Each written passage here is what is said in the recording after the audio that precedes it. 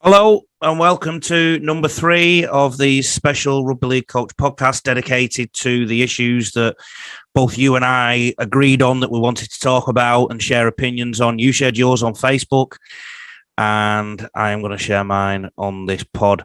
This one is about decisions pertaining to players not playing competitive Rugby League until ages 13-ish, 14, something like that. I'm looking forward to this one. Well, I'm definitely in the camp that thinks it's bollocks, right? But I'm also a person that likes to look at both sides of an argument. So I'm going to start by talking briefly about the argument for not having competitive rugby league up until ages 13 and 14. I'm then going to talk about what I think should be done rather than the way they've gone about it. And then I'm going to go through your comments. Okay. There's a podcast with James Graham and Ben Eichen. So it's a James Graham podcast. I think it's called The Buy Round or something.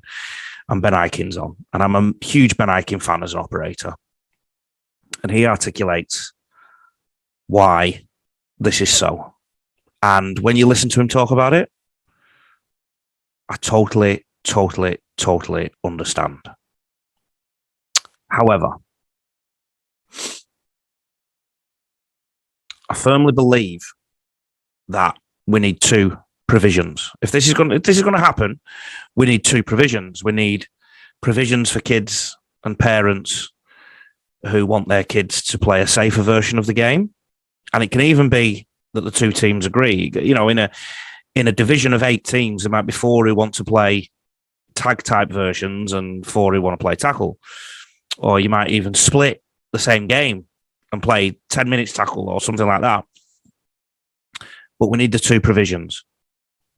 Secondly, with any decision you make vis-a-vis anything like business or development or whatnot, the results of it in the short term can sometimes give you a sugar hit. Doesn't mean it's going to sustain you for 20 years. So you will hear people say that the junior figures in certain parts of the world are going up because they feel safer and happier and this, that, and the other. But how many of them are going to convert to tackle when the tackle time comes? How many of them are going to convert to competition when competition time comes? I'm sorry, I've merged the two there, tackle and competition. My apologies for that. I should have explained that at the start. A lot of the problem comes down to coaches and coach education, which is obviously underfunded. That's why businesses like mine exist, to supply coaches with resources, because there's not that much of it to go around. You go to a bookshop, I know books are basically becoming obsolete, but in the last 20 years, there's not been many rugby league books. There's now different sites popping up online. The governing bodies have them as well. There are things popping up, but I can promise you that Rugby League Coach, this one, my 2 websites are the biggest offering in the world. So that's just one bloke who's decided to do it off his own bat in his own bedroom 6 years ago. The problem relates to coach behaviour. Competition, for example, I'm going to put the big kid on to score 5 tries, or I'm going to keep him on and not give this kid game time. Well, that comes down to management. It comes down to clubs holding their coaches to account. Who holds the coaches to account? Because if you go around the community and talk to people, it's very hard to find people who agree that they can't tackle at certain ages and they can't compete.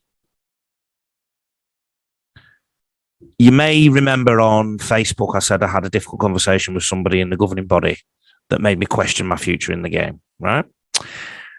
One of the parts of that conversation is I made a claim, and this person who's very high up said, "How do you know?"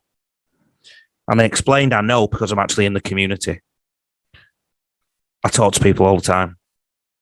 I don't sit in an office looking at utopian models of what the future looks like. I do a mixture of both. I had to go out in the community an awful lot. And I'm telling you now that in my focus groups, if you like, if we were in politics, this would be a focus group. I'm telling you, it's close to 95% of people who want competition and they want tackling. Now, obviously, tackling has a different issue because of safety concerns, but I think you'll find it all comes back to coaches, coach education, and also crowd behaviour and monitoring and accountability for that, which again comes down to resources. So yes, I think there's another example of a carte blanche rule coming in, but who's been consulted? And I don't think we've heard the last of this. Michael Galvin said the men and women who are running the game at the top level need to get out of the boardroom and go to the junior grounds all around the country and stand on the barbecue and serve in the canteens to talk to the men and women who are volunteering their time, as well as the kids that are playing, and ask us what we want for the game. Touche. Paul Drabble, soccer did this with under 12s 3 years ago.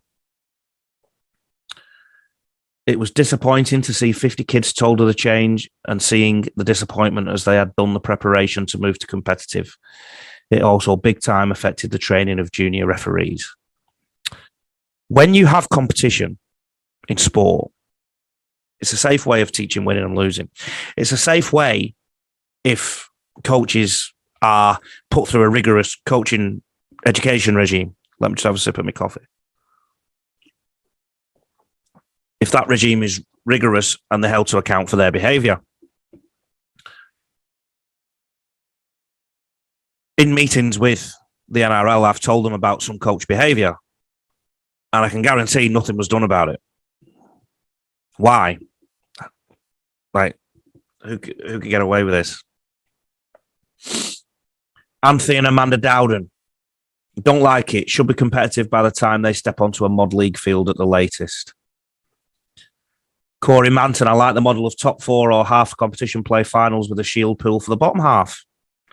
So there, everybody gets a chance to win a competition. Now, I did mention there winning and losing and teaching that through sport.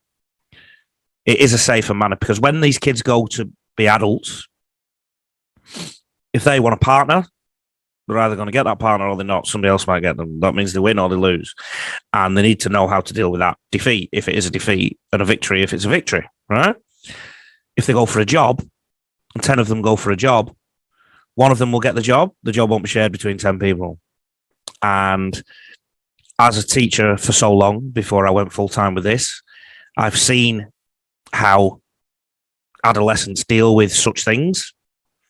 And some people handle it quite differently. And a big theory around many of our parents and teachers are that kids lack resilience these days. Well, one of the reasons is they didn't have to go through world wars like our parents did or as many hardships. Life is a bit more comfortable. But how comfortable do we want to make it is my point. Paul Curry. Absolutely ridiculous. Give the kids something to play for. Ginger Martini, under 10s and upwards for points. So many other sports are competing at these ages. Not sure how things are running Oz, says Kerin Dallow. But here in NZ, our under 12s, it's kind of competitive. All scores are recorded and you know the top teams are, but you don't play semi or finals till 13. And that's the other thing. These kids know who is winning. So you've not taken it away. I think this problem has been coaches, coach education, and coach behaviour, and parent behaviour. And this is supported by Aaron McDonald, who I mentioned earlier. Key part of this is good quality coaching and development programs. I believe this is the missing pieces. Gerard Adams, while I don't agree with it, I understand why they do it. I think it's more about coaches and parents and the kids themselves. Guys, there's 20 kids in a team. There's only a few adults who are at the game. Why we're punishing the many for the few. So yeah, I don't think this is over yet. And I think you'll find there's been some rebellion down in New South Wales. I think you'll find that some jurisdictions have balked at some of these restrictions and there's a rebel competition come up. And these people aren't evil. These people aren't child abusers. They just liked it how it was. I want to keep it. This conversation is not over.